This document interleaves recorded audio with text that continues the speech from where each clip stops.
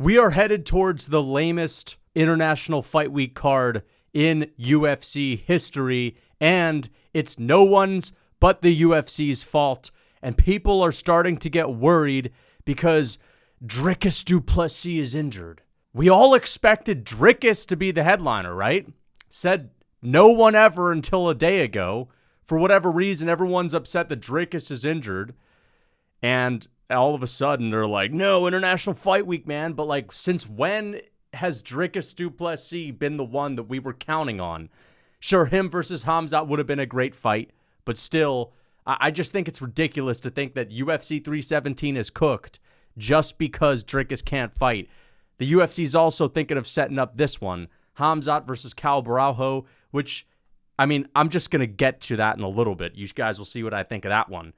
Islam Makhachev, Team Khabib, are making it clear that they don't want anything to do with the Matador, Ilia Topuria. Is he ducking at this point? We'll talk about that. And last but not least, we'll get to the most important news is Adesanya is back and he's training with David Goggins. Fans are making fun of him, but I actually think this is good for him. As far as will the training be good for him, we'll talk about how it can be good for him, how it can be terrible for him. But first, let's get to the big news that everyone is freaking out about, and that is Dricus Du Plessis being injured. Khamzat Chimaev saying, brother, this guy big as bullshit, brother. First off, since, people are acting like Dricus and Khamzat's off. Since when has it been booked? All right? That was like option number 3 for International Fight Week. Why all of a sudden, Dricus is injured, where he didn't even have a fight booked? Are people freaking out, acting like we have an event falling apart? Which, it just doesn't make any sense to me. And also, people are saying things like we're in need of a Hunter Campbell masterclass. You need a genius to figure this one out. Hunter Campbell, he's such a good matchmaker. He makes the most obvious matchups ever, man. Dude, these guys have been fucking around giving Sean Strickland undeserved title fights for a rematch. All right? They did Dustin Poirier versus Makhachev last year. Since when are the matchmakers like, but we need a Hunter Campbell masterclass, man? All right? And again, Dricus was never expected to headline. The conversation has always been about fucking Makhachev and Jon Jones. All right? And we're going to get to them. But I'm just going to say this. If we get Khamzat Chimaev versus Borralho for the main event, I'm just going to fucking hate that. Like, that's going to absolutely suck. All right? And you're probably wondering, what do you mean, man? Borralho's a massive superstar. He's the least hyped fighting nerd that there is. Okay? And he happens to have been in the UFC longer than any of the other fighting nerds. What does that say about him? This guy's coming off of a win over Jared Cannonier at the Apex. All right? Do not sit there and tell me that he's some big star. And don't get me wrong, the matchup itself is epic. I love Borralho versus Khamzat Chimaev. On paper, I love it. It's a great fight stylistically. I want to see it. But you just know if they did this as a main event, they would do it as an interim title. And Dricus Du Plessis just fought in February. I'm just sick and tired of the interim title bullshit if a champion can't defend 4 months after they've just fought or 6 months after they've just fought. I mean, Jon Jones hasn't fought since November, and they're not talking. Well, actually, they've done 2 interim titles.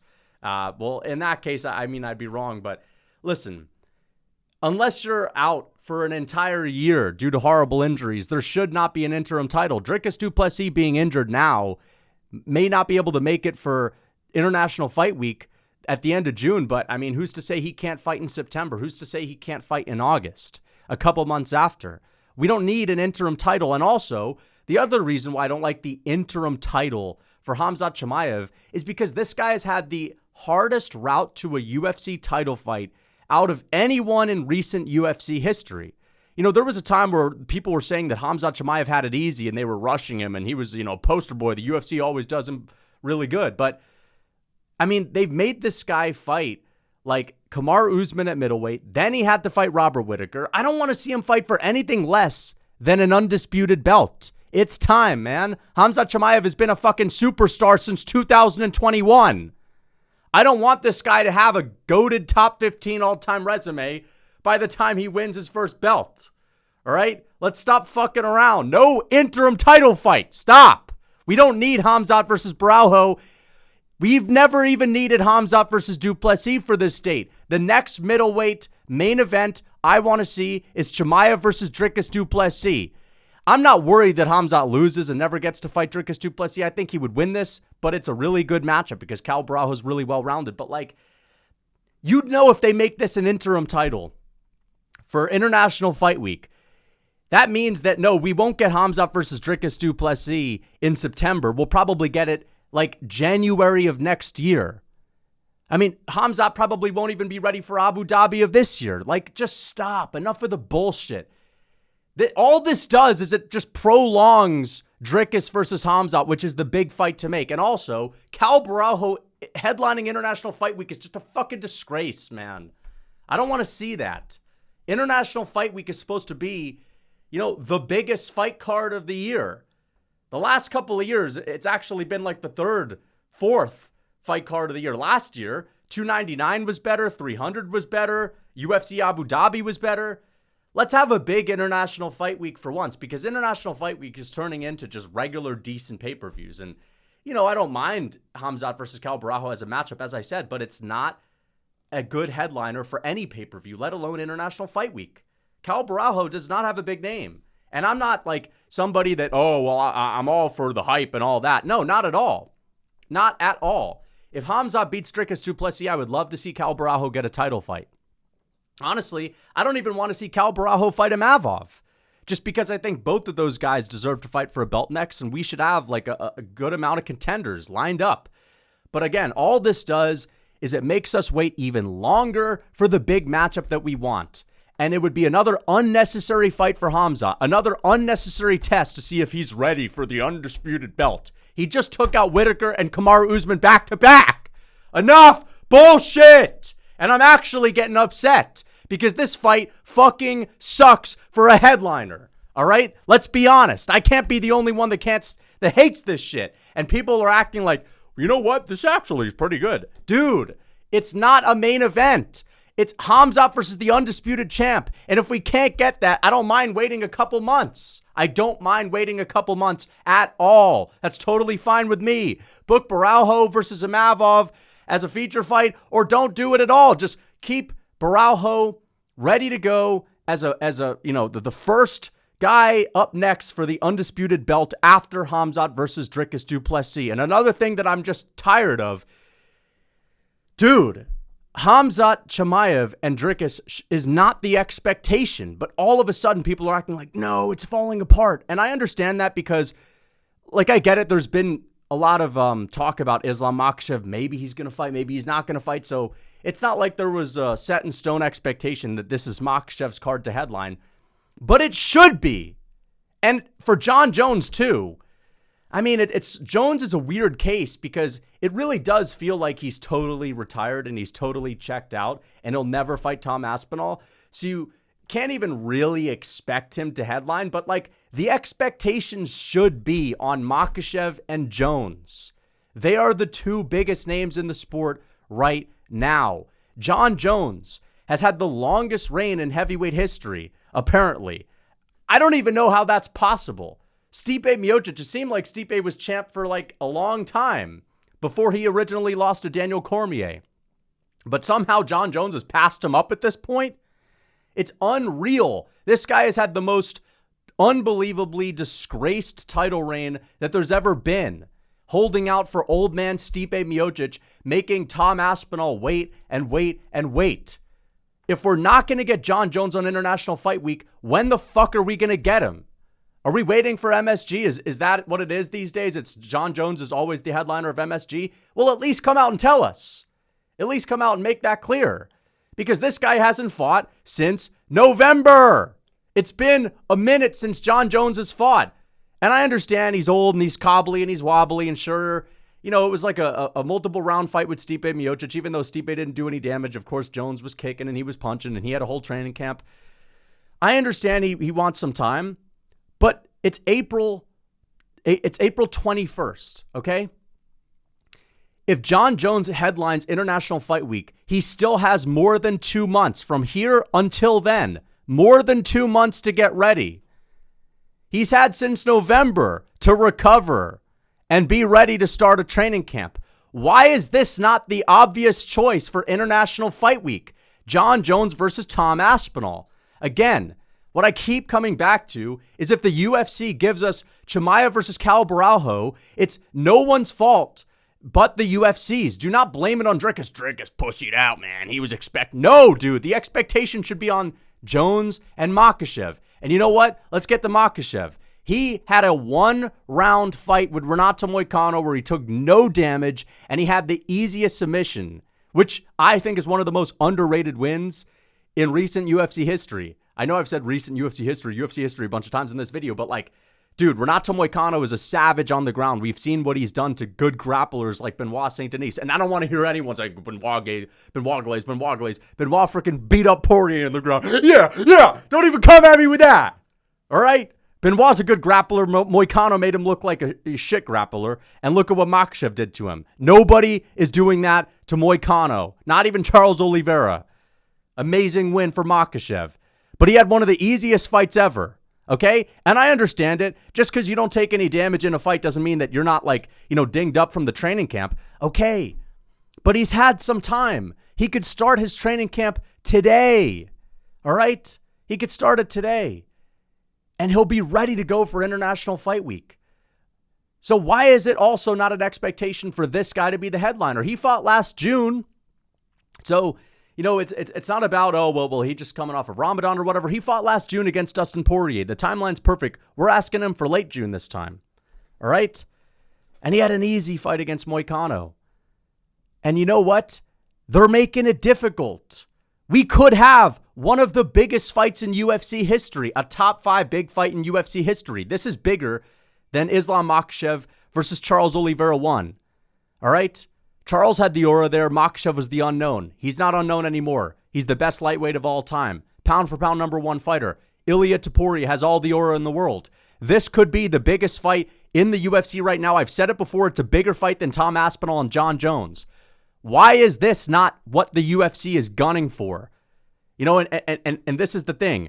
Khabib and Makhachev's team have been making it clear. And you know what? Back in the day, I said that if the UFC were to send Makhachev a contract, he would sign it if it was Ilia Topuria, even though his team is pushing back. And I still kind of believe that. But at this point, man, it's just getting a little bit annoying that listen, dude, we don't want this fight. And I'll tell you, if they fight Arman Tsarukyan next, I'll be totally fine with that. I would love Islam Makhachev versus Arman Tsarukyan for International Fight Week because that is literally the only option.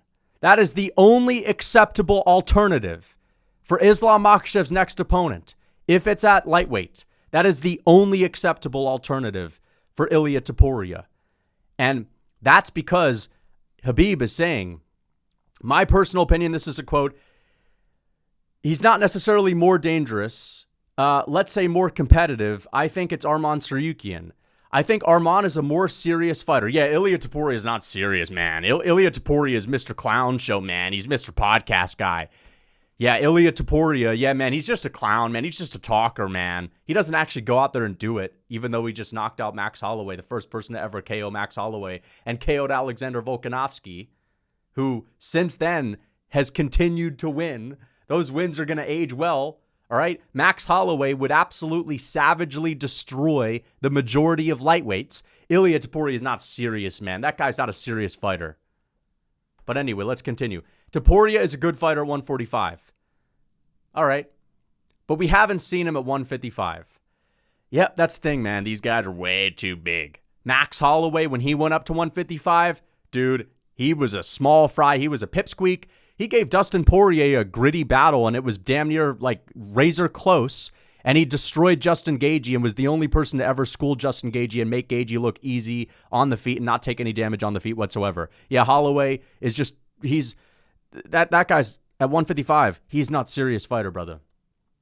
But Topuria destroyed Max Holloway. And Max Holloway absolutely annihilated Justin Gaethje. And there's lighter man skill involved. Let's be honest. When fighters move up, they tend to do really well because as you go down in division, skill increases. All right? But listen. He says, I believe Arman is more competitive for Islam than Topuria. Okay, you know what? Fair enough. And here, The only reason why I'm raging a little bit at this is because I can't stand when people try to say things like, oh, he's not going to be competitive when he moves up. And Khabib's kind of saying that. Listen, man, Khabib knows that Topuria is a good fighter. I know that when he says he's not serious, whatever. He knows he's a good fighter. But this whole talk of like, he hasn't proven anything at 155. Dude, he just beat 2 GOATs back to back. And one of them was a guy that tested Islam Makhachev and gave Makhachev his toughest fight. The other guy is someone that could absolutely demolish every other striker in the lightweight division. He would absolutely run through 99% of strikers, and we saw that when he KO'd Justin Gaethje. And so what I'm going to say is this.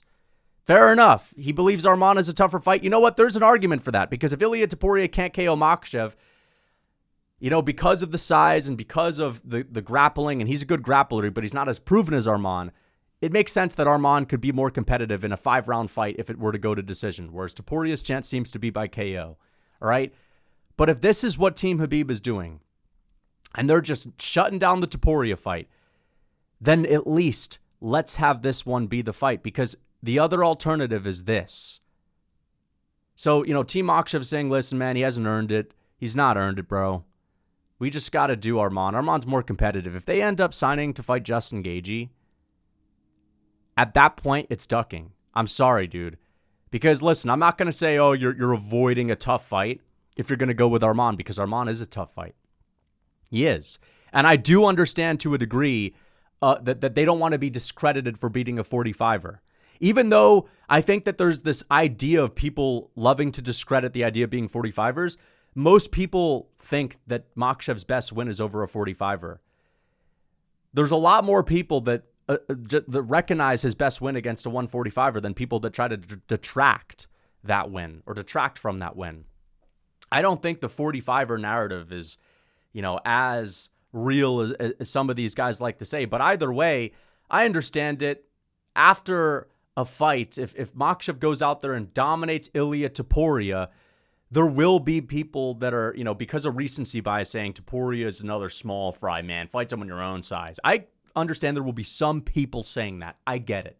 Most people will not be saying that. But either way, it's ducking if they fight Justin Gaethje.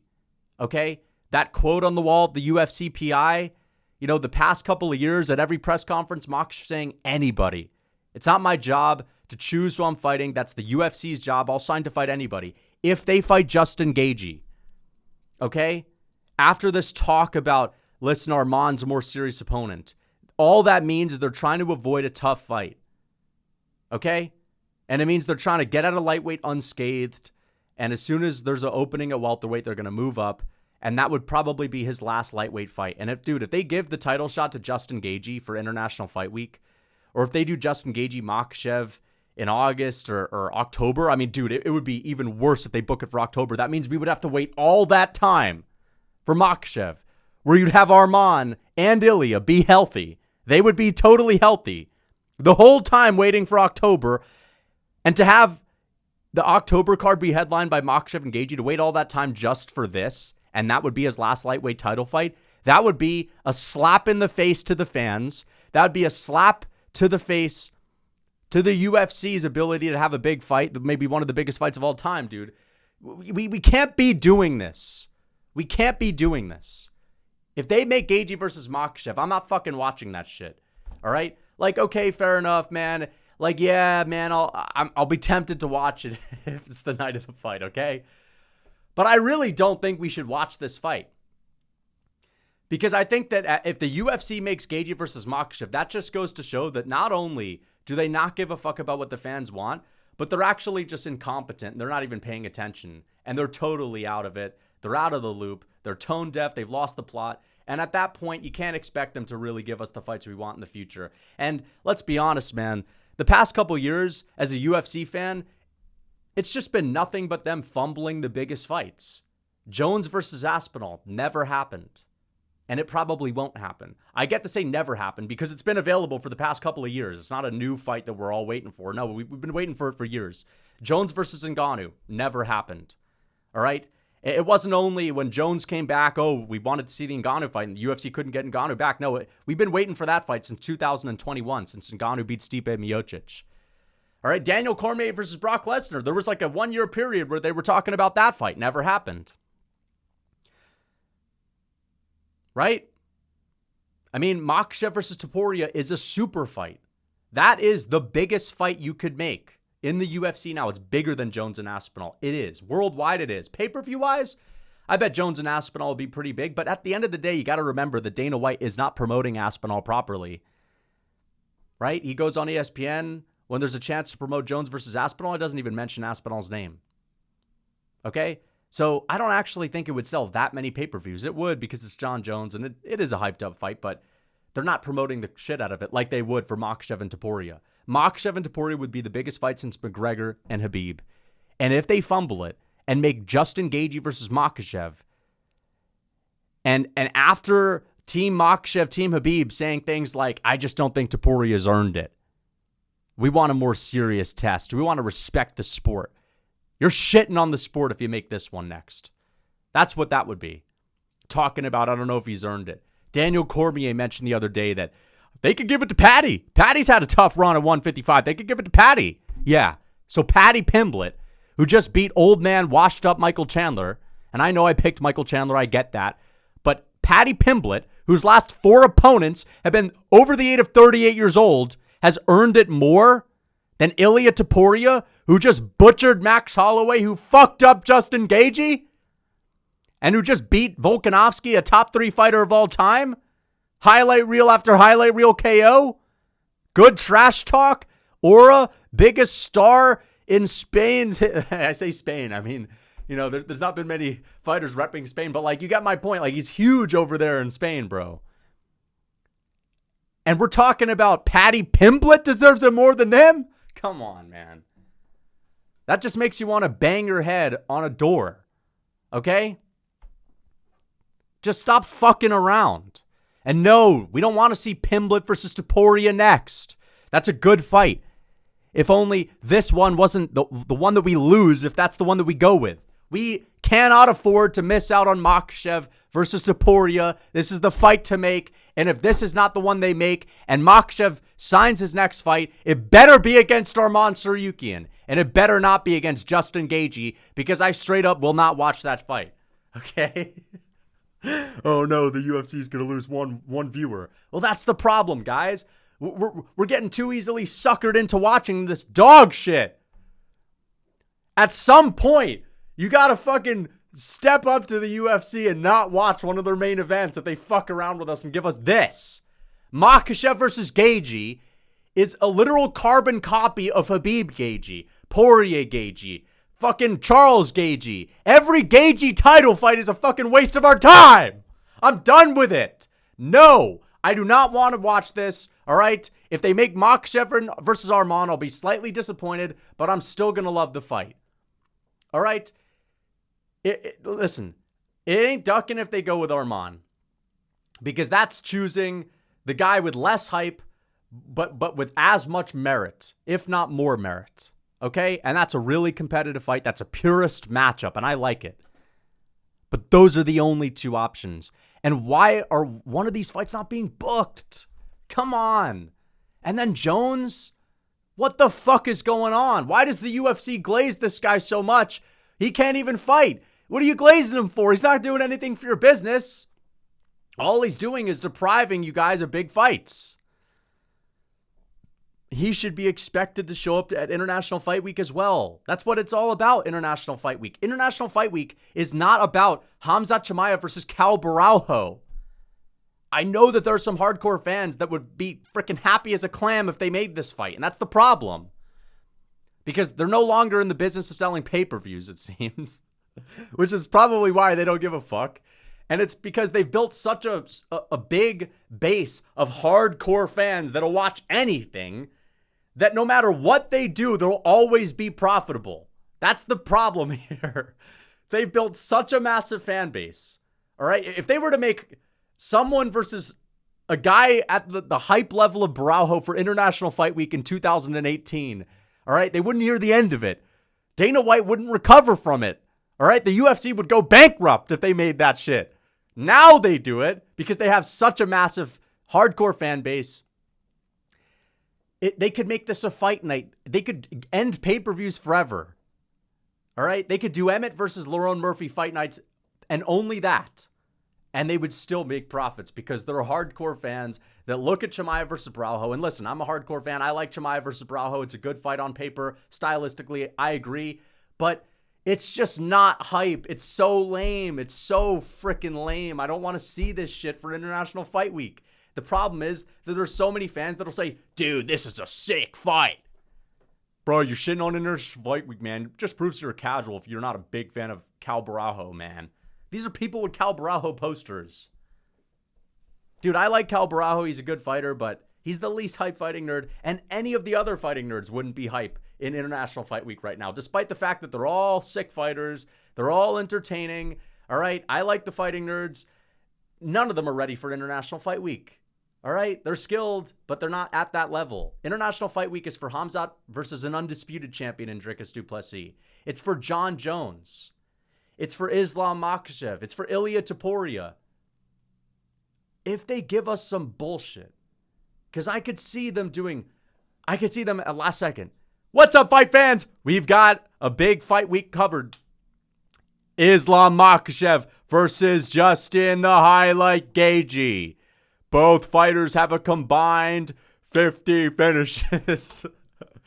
Justin Gaethje is a savage. There's not an MMA fan on this planet that's not dying to see him fight every time.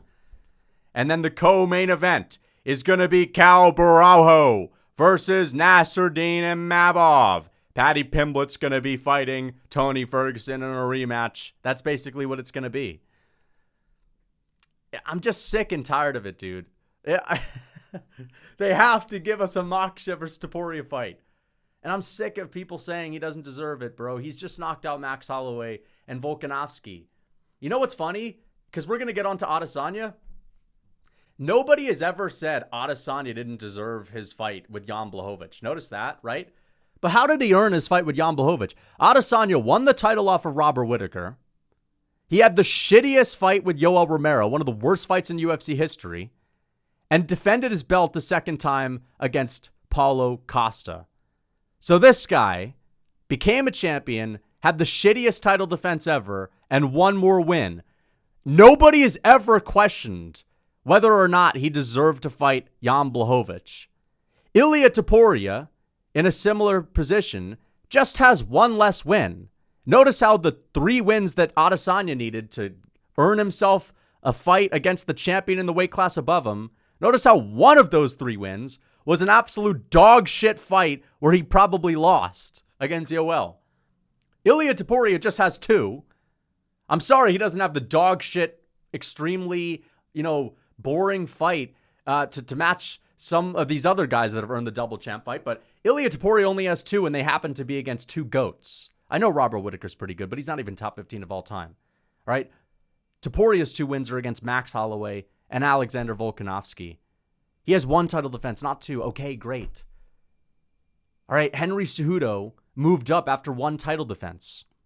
Henry Cejudo beat Demetrius Johnson in a split decision, defended his belt 1 more time against TJ Dillashaw, and moved up. Nobody questioned whether or not he deserved to fight for the belt. Why all of a sudden is there this you must defend 5 times?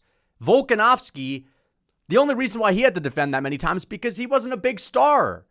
He didn't really achieve star power till that 3rd Max Holloway fight, even though hardcore fans liked him.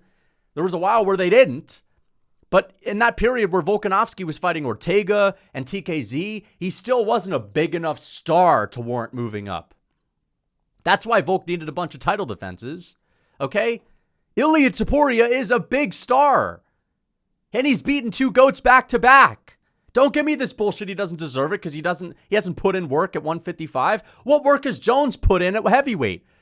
If that's the logic we're going off of, shouldn't Jones have needed to beat a couple of unranked heavyweights or, a couple guys in the top 5 before getting a crack at the undisputed belt?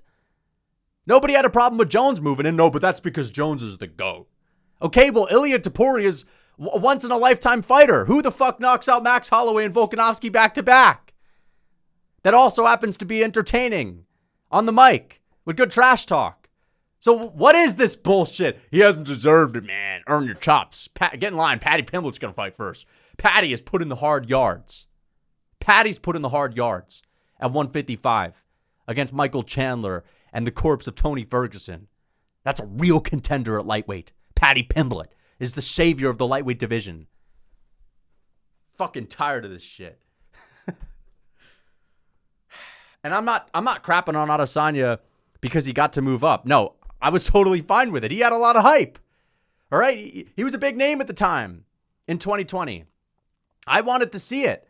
I wasn't complaining. It's not like the middleweight division was that stacked at the time with hyped up contenders. I was totally fine with it. Why all of a sudden are people like, no, I'm tired of this? You know why? It's because when Leon Edwards, a boring champion with no hype whatsoever, starts calling for it, people get annoyed. And they get really annoyed to the point to where it's like, no, we don't want any double champ fights. But you're missing the point of why we wanted them to begin with. Why we wanted to see GSP versus Silva. Because there's hype there.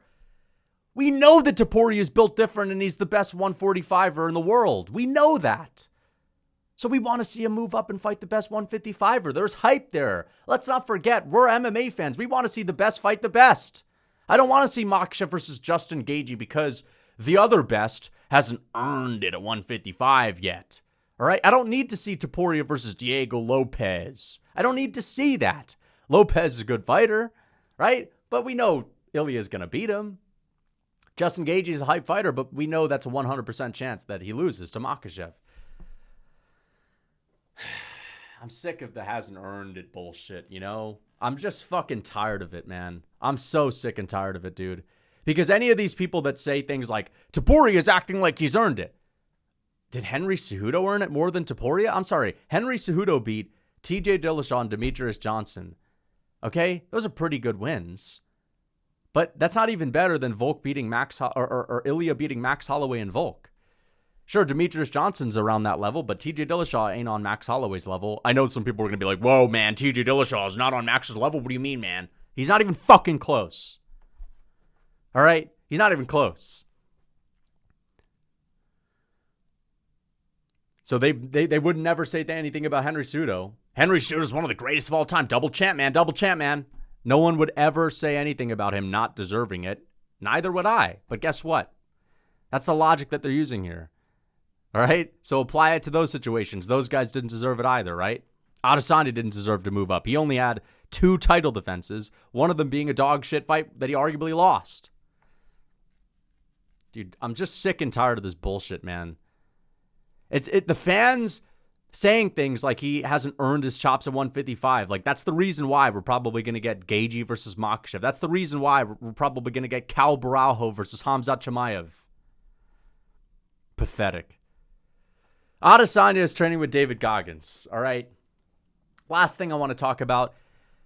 I actually like this for Adesanya. You know, and Adesanya actually told Huge. Yeah, I was talking to Huge and after the Volk fight because I got off the phone with Volk. We were chopping it up. And then I talked to Huge. I usually talk to Huge after every single one of his fights because he always asks me for advice. Always says, man, were you seeing anything in there that I wasn't seeing? And I say, yeah.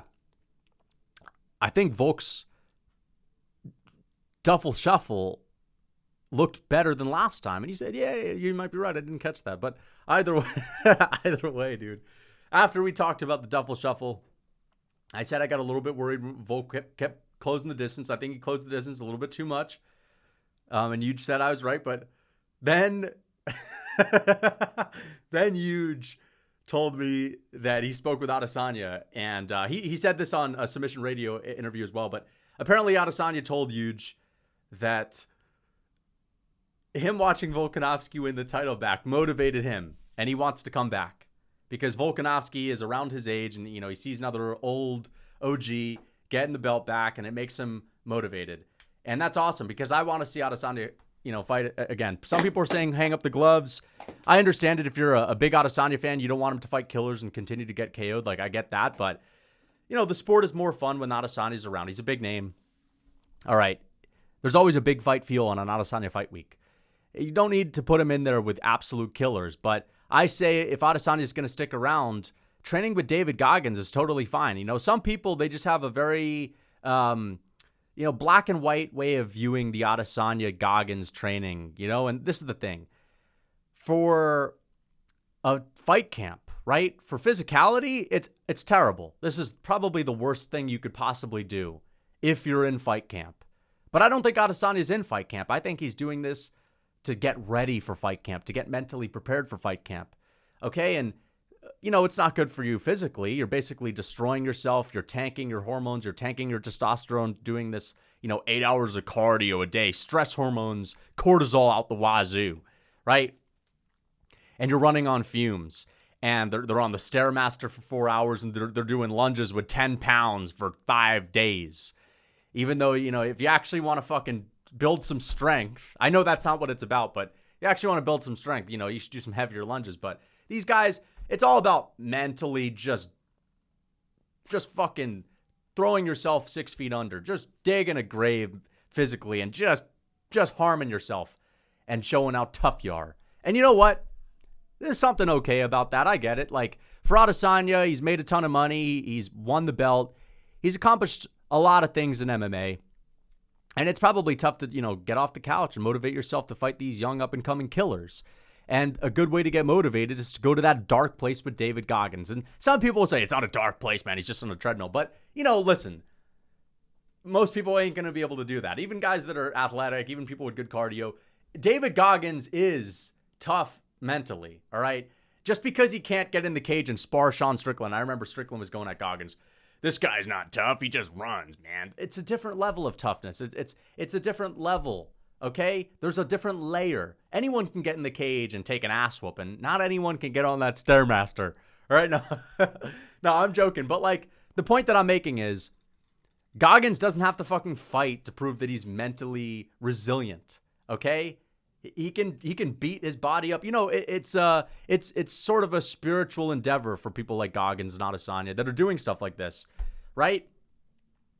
You're really bringing yourself to your limits, and you're seeing how far you can push yourself, and your body's telling you to stop for hours and hours and days, and you keep going. That can be good to motivate Adesanya, because if he gets through this training camp with David Goggins, I think this is day 1. They're probably on day 2 right now. As we speak, Adesanya and Goggins are doing their 5-pound lunges on a golf course, sunny golf course. 5-pound. They're in hell. They're in the gates of hell. They're doing 5-pound lunges on a sunny golf course. They're in day 2. Listen, after this is done, Adesanya, if he can complete it, he'll be like, dude, I was able to push myself to those limits. If I can do that, I can go through a hard, grueling training camp, and I can push through a hard, grueling fight. So I actually think this is a good thing. All right. You're probably going to need multiple weeks to recover from it physically. All right. And you're probably not going to be able to do any martial arts training after. But as long as it's removed from your training camp and not a part of your training camp, I don't see an issue with it. I don't think this training with David Goggins is not going to ruin you forever. All right. It's going to mess you up for a couple weeks, because obviously it's just overtraining for the sake of overtraining. And there's a place for that mentally, right? But yeah, I mean, terrible for you physically, good for you mentally, as long as it's removed from a training camp. You don't want to harm the training camp. But I think that what this means is that Adesanya is gearing up to fight again. I don't think if he was fully retired, he'd be training with David Goggins. What would he be getting ready for? What would he be mentally building up to? A marathon? No, dude. Adesanya is doing this because he's still interested in fighting, and that's a sign that he's going to come back, which is good.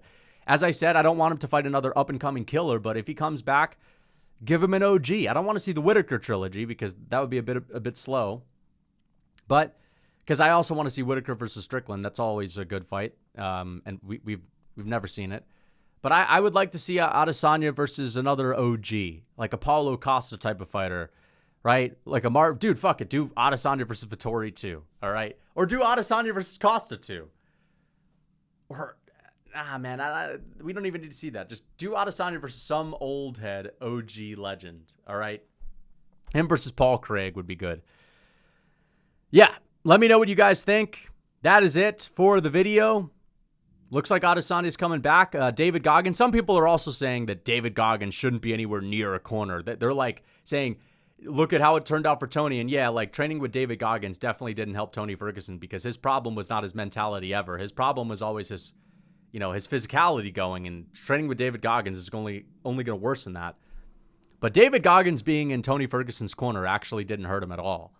People act like everyone in your corner has to be a mastermind and has to be, telling you about the X's and O's and the outside foot battle. Hey, man, step on the outside of that foot, man. Parry the jab, man. You don't need that. You only need one head coach to maybe tell you some things like that in between rounds. But sometimes, the importance of a corner is just like having people behind you when you're walking out that, you're close with, that you've trained with, that hype you up, that motivate you, that inspire you. Just having someone in your corner that inspires you is what is important as well.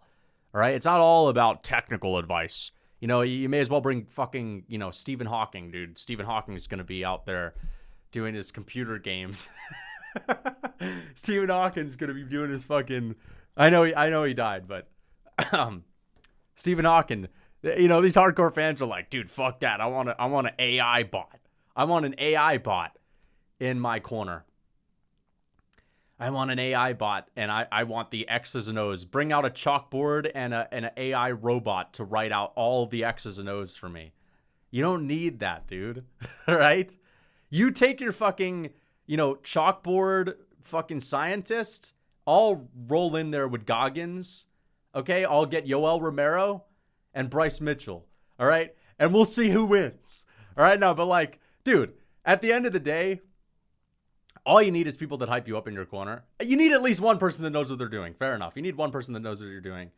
But, there's no issue with Goggins. You know what? I'm going to be honest. If I had a fight, I would actually love a guy like Goggins to be in my corner because, in between rounds, he'd be saying, 21, 22, 23. Well, what's that thing that he said during that bench press set? He said, what would he say in that bench press set? They don't know me, son. They don't know me, son. Dude, I would love that, man. Goggins, Volk, bro, Yoel doing the go. And take what do you want? Dude, that would be the fucking perfect corner, man. So, I think it's fine. I think people are getting too nerdy with the corners, man. Just enough, man. You can just get hyped. It's what's Khabib doing in the corner, man? No, Khabib's actually probably giving you some good technical advice. Fair enough. But, I think this is good for Adesanya. As long as it's not in his training camp, it's good for him mentally. So I hope you guys enjoyed the video. Until next time.